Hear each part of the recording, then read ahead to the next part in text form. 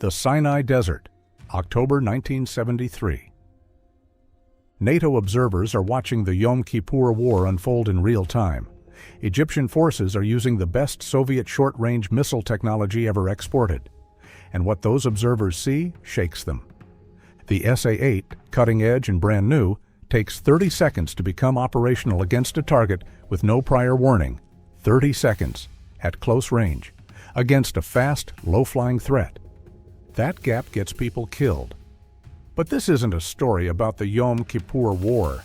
This is about what West Germany did with that intelligence while everyone else was doubling down on missiles, and how a gun system designed in the Cold War ended up being the most cost-effective air defense weapon on a 21st century battlefield. How did a 50-year-old retired tank become Ukraine's best answer to a drone swarm? And why did it take a full-scale war for the rest of the world to figure out what Germany knew in 1973? Before we get into it, hit subscribe. You will want to stay for this one. By the 1960s, the logic seemed airtight. Jets were outrunning guns. A cannon shell has to be where the aircraft will be, not where it is. At supersonic speeds, that geometry becomes nearly impossible. Guided missiles solved that problem. Fire, track, kill. Every major military poured money into surface-to-air systems. Guns were World War II technology. The argument felt settled. Germany's existing anti-aircraft tank, the American-built M42 Duster, twin 40mm guns on a Sherman chassis, was already obsolete. They needed a replacement. But the Yom Kippur War exposed something the missile advocates hadn't fully answered. SAMs have a dead zone, a minimum engagement range, a reaction time. The SA-8 needed 30 seconds from cold. At close range against a fast mover, 30 seconds is the entire engagement window. Guns do not have that problem. Lock on, fire. The round leaves the barrel at over 1,000 meters per second. No arming delay, no minimum range. There was one more thing missiles could not solve. A missile has a seeker. A seeker can be jammed. Rheinmetall states it plainly in their own product documentation. 35mm ammunition cannot be influenced, much less jammed, by electronic countermeasures when fired. You cannot jam a cannonball. Germany knew this, so instead of following Doctrine, they built a gun system that could do what missiles could not: engage anything instantly at close range with no electronics to defeat.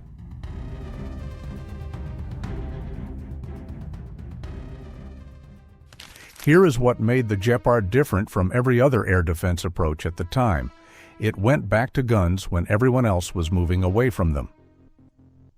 2 Oerlikon KDA 35mm cannons, one on each side of the turret. Each fires 550 rounds per minute. Both together, 1,100 rounds per minute. Total load, 640 high-explosive rounds plus 40 armor-piercing. But the guns are almost the least interesting part. The Gepard carries 2 separate radar systems. A search radar on a swing arm at the rear that rotates 60 times per minute and detects targets out to 15 kilometers. A dedicated tracking radar at the front that locks a target and feeds continuous data to the fire control computer. The computer calculates where the target will be, not where it is, and points the guns there before the target arrives. The crew does not do the math. The machine does. Now, why 35mm and not 30? Why not 40? That question goes back to 1952. Engineers at Oerlikon in Switzerland were solving an optimization problem. What is the ideal caliber for a modern anti-aircraft cannon? Too small and the shell carries insufficient payload. Too large and rate of fire drops. There is a crossover point where muzzle velocity, shell weight, and rounds per minute produce the best result. Their answer, 35mm. When Germany tested Gepard prototypes in 1969 with both 30mm and 35mm guns, that math held. By June 1970, the decision was locked.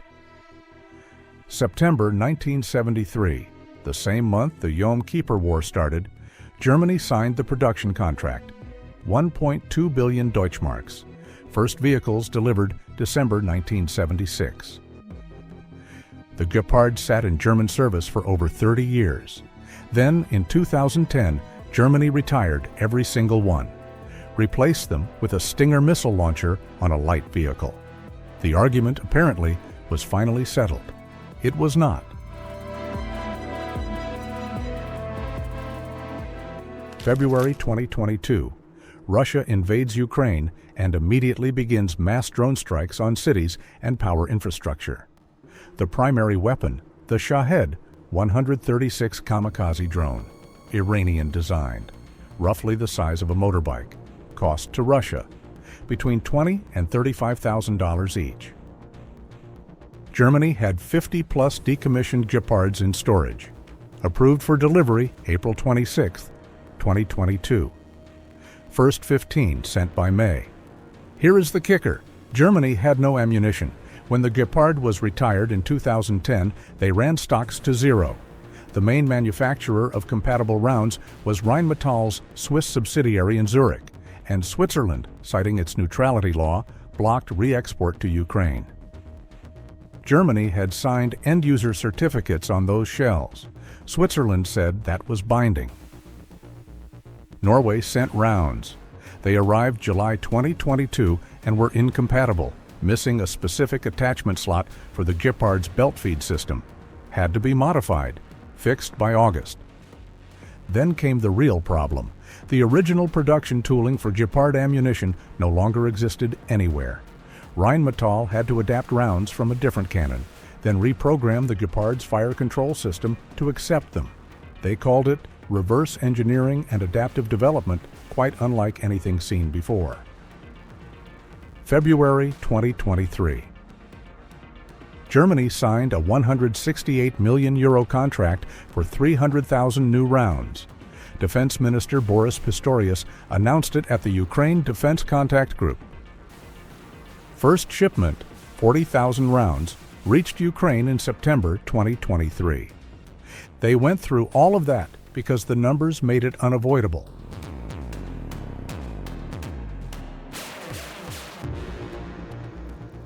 One Patriot interceptor missile, over $3 million. One Shahed drone, $20,000 to $35,000. That is a cost ratio of up to 150 to 1 in Russia's favor. Every Patriot fired at a drone is an economic win for Russia, even if the intercept works. A Gepard firing a few $100 rounds at a $20,000 drone is a completely different equation. Net gain for the defender every single time. Ukrainian Air Force spokesman Yuri Inut said it directly in December 2023. Gepard is the best in this regard in terms of cost effectiveness. The combat record backs that up. One Gepard crew near Odessa shot down 10 Shahed drones in a single engagement session. One vehicle, one crew, 10 kills. A separate Gepard was credited with destroying a Russian Kayak-101 cruise missile targeting a power plant in Kyiv. On September 7, 2023, Ukrainian forces released footage of a Gepard killing 2 Shaheds over Odessa Oblast in real time. And the scale of what Ukraine was absorbing makes the economics impossible to ignore. From September 2022 through December 2024, Russia launched over 14,700 one-way attack drones at Ukraine. In one night alone, Russia sent over 800 UAVs and missiles combined. Around half of those attacks included decoy drones, no warhead, just electronics, designed purely to drain Ukraine's missile stockpile. You cannot fire $3 million missiles at decoys and survive that war economically. You need a gun that can absorb volume without burning through budget. Ukraine runs roughly 1,000 mobile gun-based fire groups. The Gepard is the centerpiece of that layer.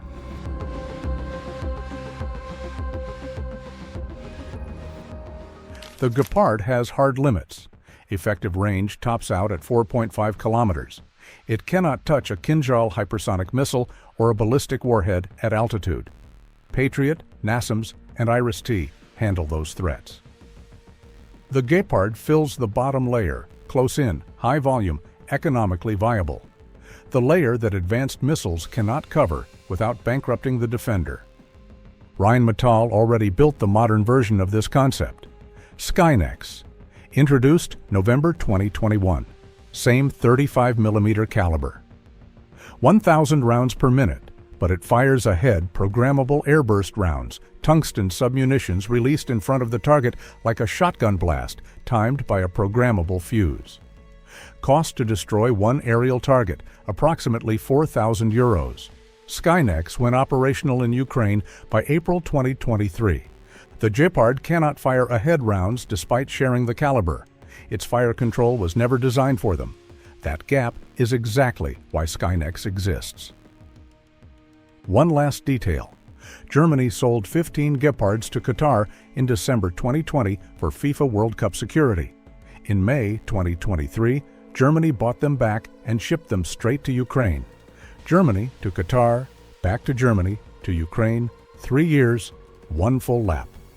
As of January 2025, Germany had delivered 55 Gepards total. Combined with ex-Jordanian Cheetah variants, Ukraine is operating approximately 80 of these vehicles right now. In 1952, a Swiss engineer calculated that 35mm was the right answer. In 1973, Germany bet on that math when everyone else was betting on missiles. In 2010, they retired the Gepard and declared the question settled. In 2022, Ukraine proved it was not.